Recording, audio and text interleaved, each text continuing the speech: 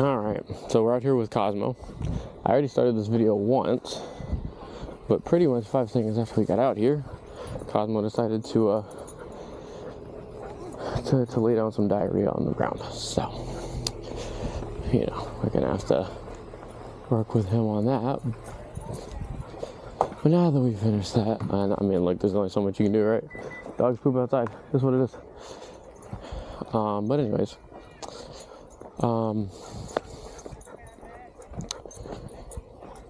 throw this away here. We can actually start. So what we're working on today with Cosmo is we're working on we're gonna work on the down with him. We're also gonna work on our recall. It's his 2 biggest things. So we're gonna work on that right now.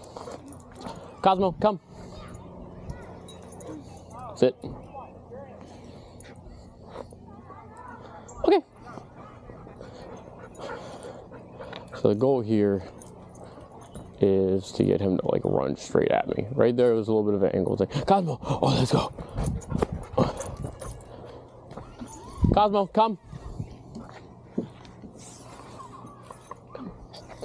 Sit. Oh, good boy. Oh, yeah. Okay. And that's just all we're gonna. And that's just the main thing, is that the recall just needs to be very snappy. It needs to come to me. So we're gonna do about, so as far as on camera goes, I mean, we're gonna do many reps of this, but as far as on camera goes, maybe 1 or 2 more, and then we'll work on some down work with Cosmo too. But you know, he's a puppy and he's full of life. What's up, dude?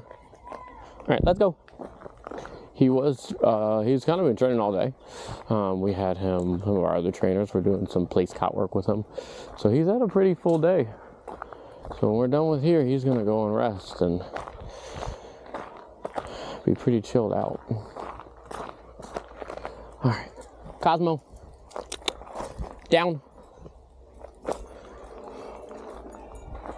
Okay, come on. Okay, there we go. Yeah, and just sensitizing that word, because he knows what it means for the most part. But we're just gonna have to, because we've been doing training other places with him. We're in the park here. He's been doing a lot of training in like our inside room that we have with the TV and everything. It simulates like it's a cool like living room environment. It's really nice for when dogs go home. But right here at the park. So Cosmo I believe he is in his fear cycle. So he's not a nervous dog, but he's just figuring out what's bad, what's good, what he should be hesitant to, stuff like that.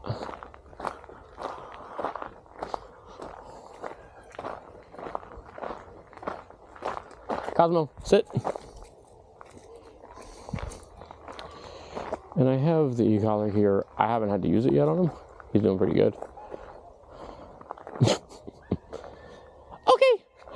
Okay. Oh, yeah. So right now we're gonna have to do pretty big, grand gestures, and then over time just get it to where it's just the word only. Because I think people think sometimes the okay is like not as important or something. I don't know. I just get that vibe sometimes, and it's like you do have to sensitize the word. Like just saying okay might not be enough for every dog. You may have to get really big and really animated at first, and wean them off of the visual aids and everything, right? I mean, we do that for a sit, we do that for our downs, we do that for pretty much everything, honestly, except the heel. That's pretty much just like a go into it cold kind of thing, and you just gotta figure it out. But that's just the nature of the heel and why it's a trickier command. Cosmo, down.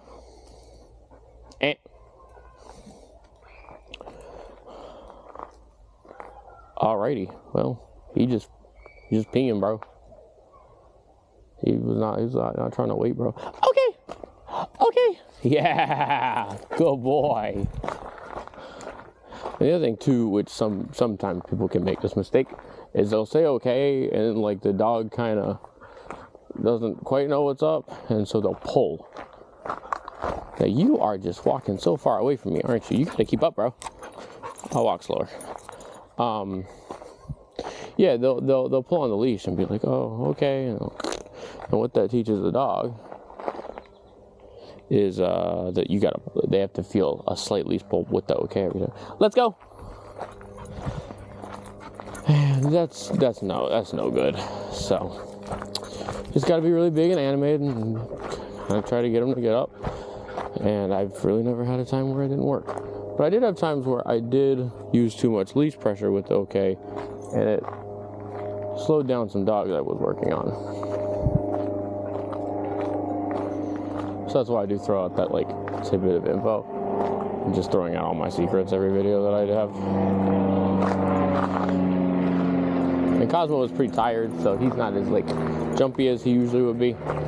Next session, of course, when he's had like, you know, a whole day of rest and everything, he'll be pretty jumpy, which will be tomorrow. I work with him tomorrow, and yeah, and Friday as well. Cosmo, let's go, come on. Yeah, I need you to get ahead of me, that way I can test out a recall with you, buddy. No, come on.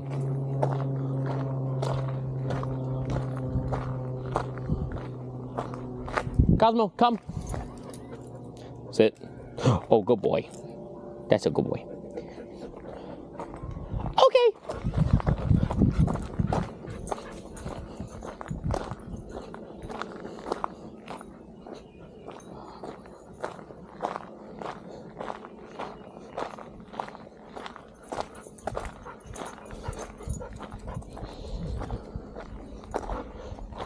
Now, again, I'm not grinding commands with Cosmo, especially because he is tired. Grinding commands in general is not a fantastic idea. It's also kind of, it's very unrealistic in terms of like going home, because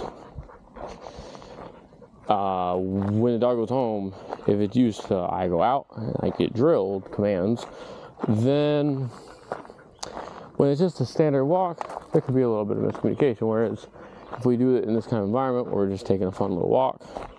Cosmo, let's go.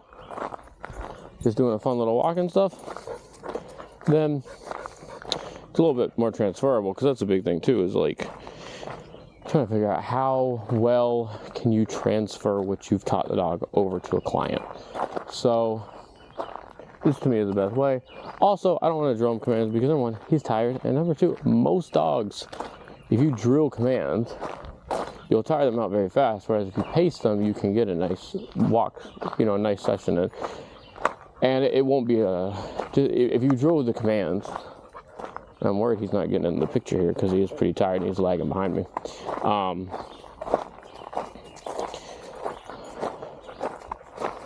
Yeah, if you drill the commands, you'll actually be able to do less reps, which means, sure, you get done a little quicker, but you end up actually having to do like more reps in the long run. Whereas if you pace it out and spend, you know, have a nice walk, it's better. So we're gonna do one more recall and one more down, and then the camera's gonna go off, and that'll be it for Cosmo for today. Cosmo, come.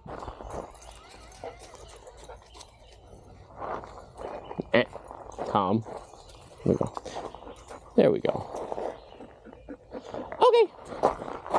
Now we're gonna walk over here for a little bit. My rule for a dog like Cosmo is some dogs, like I just got finished working with Doodle. That dog, I'm not like super. That dog took like it was like a minute, at least a minute and a half cool down, because he would get overwhelmed really easily. For Cosmo, I can go pretty quick. I'm not gonna go like every 10 seconds. Like a dog you can do that with is like a Belgian, right?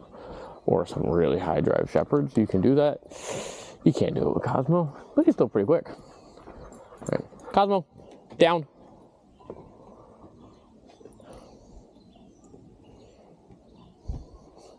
He said, I'm gonna do it as fast as I want.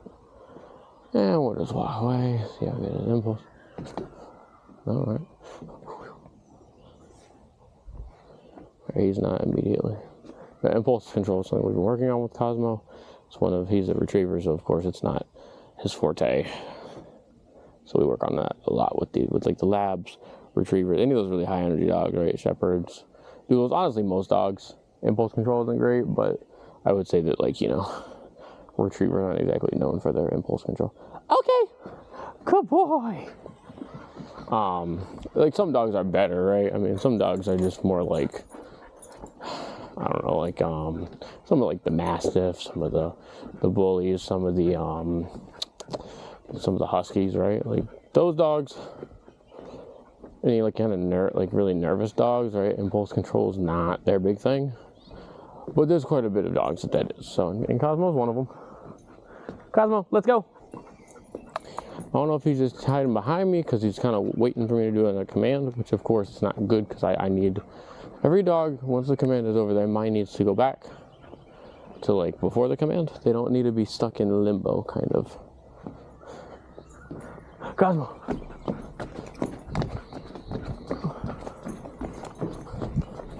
I do think his mind is tired. So, anyways, go keep working with him, but we'll see y'all later.